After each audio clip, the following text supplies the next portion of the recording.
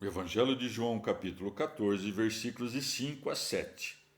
Tomé disse-lhe: Senhor, nós não sabemos para onde vais. Como podemos saber o caminho? Eu sou o caminho, a verdade e a vida, respondeu-lhe Jesus. Ninguém vai ao Pai senão por mim. Se me conhecesseis, também certamente conheceríeis meu Pai. Mas desde agora o conheceis e já o vistes. Palavra da salvação.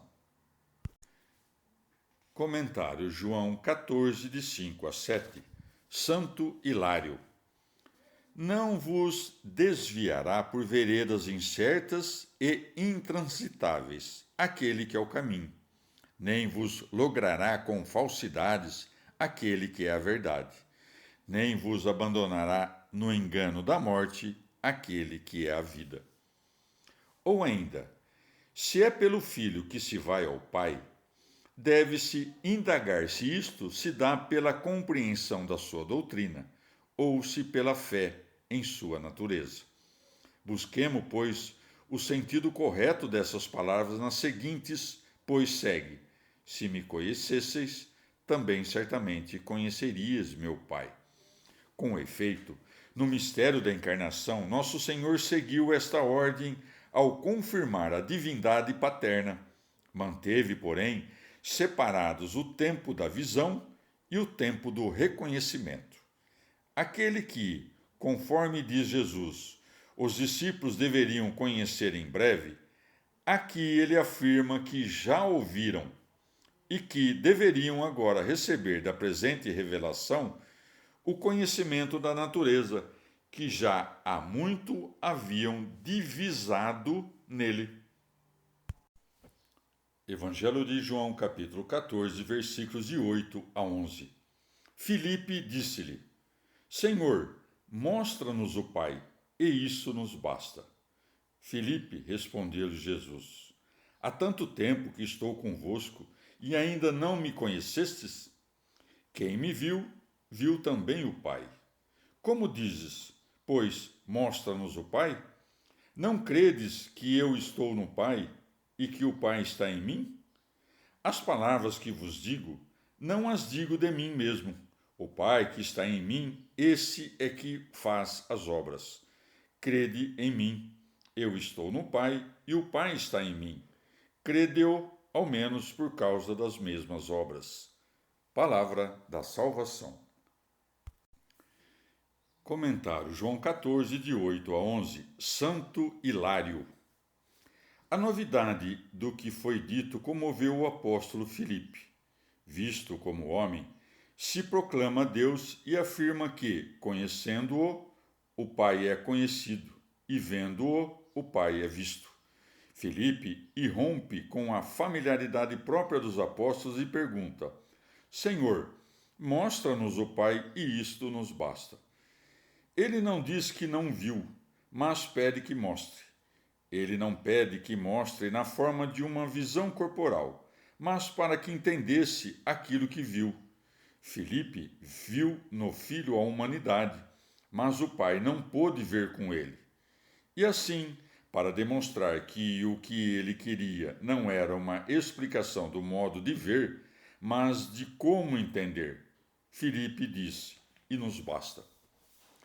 Nosso Senhor repreende o apóstolo por ignorar que o conhece.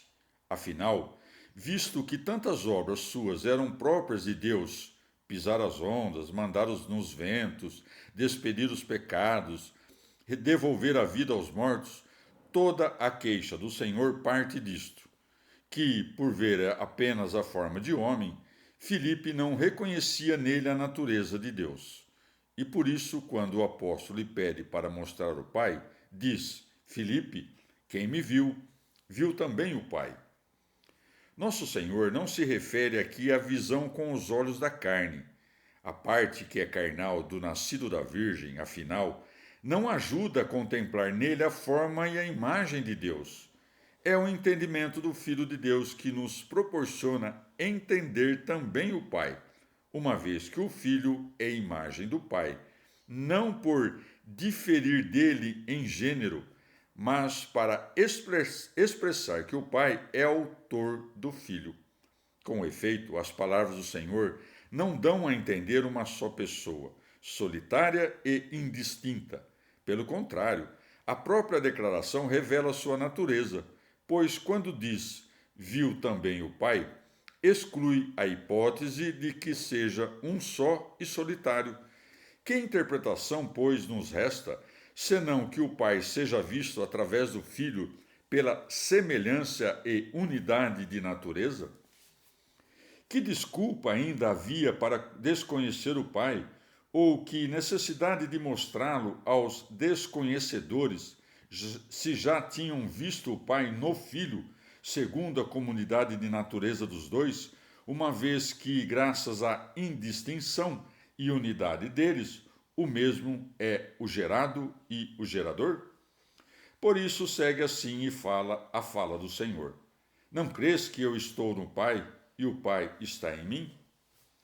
Ora, o Pai está no Filho e o Filho no Pai, não pela união de dois gêneros que se encontrem, nem pelo enxerto de uma natureza mais capaz em outra, já que por uma necessidade corporal, as coisas exteriores não podem se tornar interiores às coisas nelas contidas, e sim pela geração de uma natureza vivente por outra natureza vivente, dado que de Deus não nasce outra coisa senão Deus. Deus, que é imutável, segue a sua, por assim dizer, natureza, e por isso o que gera também é Deus imutável. E esse nascimento perfeito de Deus imutável a partir de Deus imutável não abandona a sua natureza. Entendemos, pois, que a natureza de Deus em Deus subsiste na medida em que Deus está em Deus, e que além dele, que é Deus, ninguém mais é Deus. Donde se vê que ele nem se nega filho, nem disfarça a natureza da virtude paterna que nele reside, pois na medida em que fala, fala permanecendo na própria substância. Na medida em que não diz de si mesmo suas palavras, declara que nasceu de Deus, nasceu Deus de Deus. Mas o Pai é mantido no Filho, mostrando que ele não é único nem solitário. E o Pai trabalha pelo Filho, mostrando que ele não é diferente ou externo. Como não é sozinho aquele que não fala somente a si, também não é estranho e separado daquele que fala por ele. Tendo ensinado então que o Pai falou e trabalhou nele, ele formalmente declara esta união. Acredite que eu estou no Pai e o Pai em mim, para que não pensem que o Pai trabalha e fala no Filho como por um mero instrumento, em decorrência do seu nascimento, e não pela sua natureza, como nós sabemos da língua grega. Não sabendo essa língua, não acredita que o Pai está nele e ele no Pai. Evangelho de João, capítulo 14, versículos de 12 a 14. Em verdade vos digo que aquele que crê em mim fará também as obras que eu faço, e fará outras maiores, porque eu vou para o Pai. Tudo o que pedirdes em meu nome, eu o farei, para que o Pai seja glorificado no Filho. Se me pedirdes alguma coisa em meu nome, eu a farei. Palavra da salvação. Comentário João 14, de 12 a 14. Santo Agostinho. Mas quem são os maiores? Talvez o que curava os enfermos, quando passavam, somente com a sua sombra? Na realidade, é mais curar com a sombra do que com as vestes. Porém, quando disse isso, o que Cristo faz é recomendar as próprias obras e palavras. E quando diz, o Pai está em mim, ele faz as obras, que outras obras poderiam significar se não falava das palavras? O fruto das palavras certamente é a fé deles. Contudo, quando os discípulos pregavam o Evangelho, os crentes não eram em número tão pequeno quanto o deles, e as nações haviam se convertido. Além disso, não foi embora aquele rico cheio de tristeza? Pois o que não fez ele ouvindo dos lábios de Cristo, logo muitos fizeram quando ouviram da boca dos discípulos. Eis que realizou maiores obras, pregado pelos crentes do que escutado pelos presentes. Mas não devemos nos fixar somente no fato de ter feito maiores obras por intermédio dos apóstolos, sendo que não fala apenas deles ao dizer: aqueles que creem em mim. E não devemos contar entre os fiéis aqueles que não realizaram coisas maiores do que Cristo? É difícil se isso não for compreendido. Diz o apóstolo: aquele que crê naquele que justifica o ímpio tem a sua fé imputada à justiça. Romanos 4:5. Mesmo nesta única obra, trabalhamos em Cristo, porque é a obra de Cristo que acreditamos nele.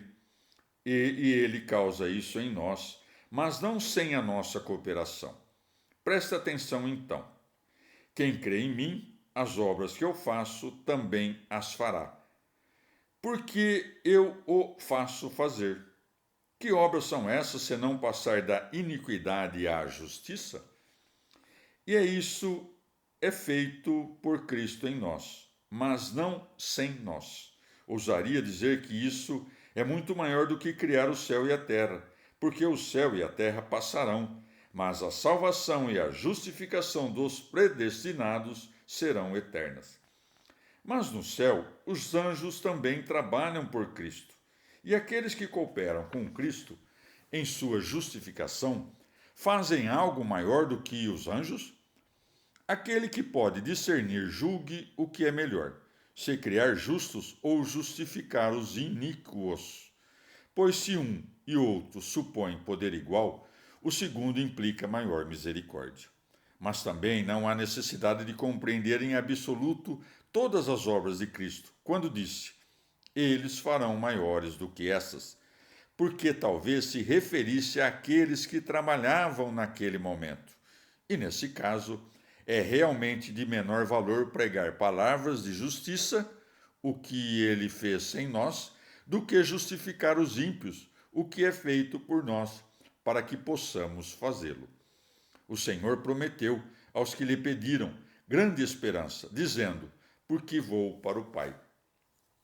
E para que ninguém atribuísse a si essas obras maiores, nem as ostentasse como suas, nosso Senhor acrescentou: tudo o que pedirdes ao Pai em meu nome, eu o farei. O que dissera fará, em seguida disse farei, querendo dizer: não considereis impossível tal coisa. Não pode, afinal, ser maior do que eu aquele que crê em mim. E eu hei de fazer então obras ainda maiores do que faço agora. Farei por meio de quem crê em mim, obras ainda maiores do que faço agora por mim mesmo, e isto não por insuficiência minha, mas por generosidade. Mas e então, de que modo pedireis quando vemos que muitos fiéis pedem e não recebem?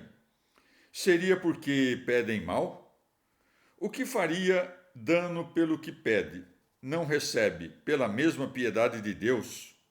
Como pode entender o tudo o que pedirdes, eu o farei? Se Deus não concede algumas coisas aos que pedem, tendo em vista o bem deles? Por acaso disse isso somente aos apóstolos? De modo nenhum. Porque logo antes havia dito: aquele que crê em mim fará também as obras que eu faço. Porque, especificando os próprios apóstolos, vemos que aquele que fez mais do que os outros foi chamado para remover o espírito de Satanás, e ele não obteve o que havia pedido. Ouça o que é dito neste lugar: em meu nome, que é Cristo Jesus. Cristo significa Rei e Jesus, Salvador. Por isso, tudo o que pedimos contra nós não é pedido em nome do Salvador, porque ele é Salvador não só quando ele concede o que pedimos, mas também quando ele não concede, porque mais Salvador se mostra quando ele não faz o que atenta contra a nossa salvação, da maneira que o médico sabe se o que o doente pede é prejudicial ou bom para a sua saúde. Veja porque, quando pedimos algo prejudicial, ele não atende o pedido tendo em vista a salvação. Também é verdade que muitas coisas que pedimos em seu nome, ele não concede quando pedimos, mas concede depois. O que pedimos demora, mas ele não nega. Ele imediatamente acrescenta: para que o Pai seja glorificado no Filho, tudo o que pedirdes em meu nome, eu o farei. Em outras palavras, o Filho nada faz sem o Pai, pois o faz para que seja glorificado.